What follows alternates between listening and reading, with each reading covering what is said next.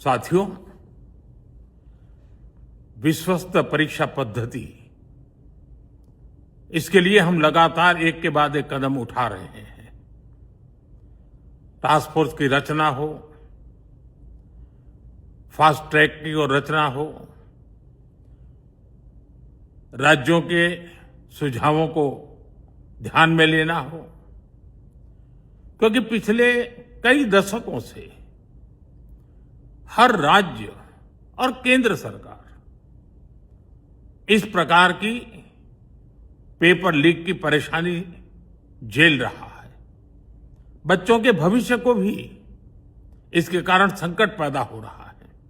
इन सब को ध्यान में रखते हुए देशव्यापी सभी राज्यों में भी और केंद्र में भी शिक्षा पद्धति में सुधार अनिवार्य हो गया है।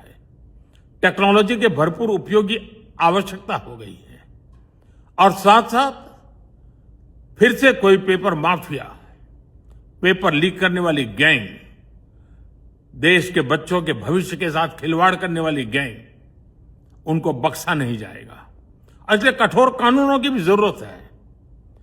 हम संसद में बिल लेकर के गए थे और जैसा मैंने आपको वादा किया था, गत 2 दिन संसद के दोनों सदनों ने, अधिकतम माननीय सांसदों ने विस्तार पूर्वक उससे चर्चा की है और आज दोनों सदनों ने इस कठोर कानूनों वाले, प्रावधानों वाले इस बिल को पास कर दिया है।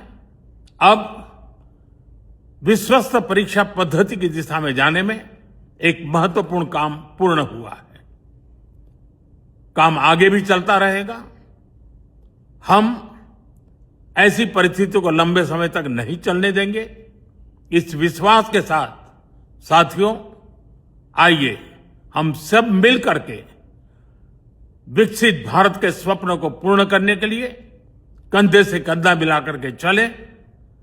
बहुत बहुत धन्यवाद। खबरों की रणभूमि में यहां शोर नहीं, सोच लड़ती है। जहां शब्द नहीं, फैक्ट्स वार करते हैं और हर सवाल खोलता है सच की नई परत।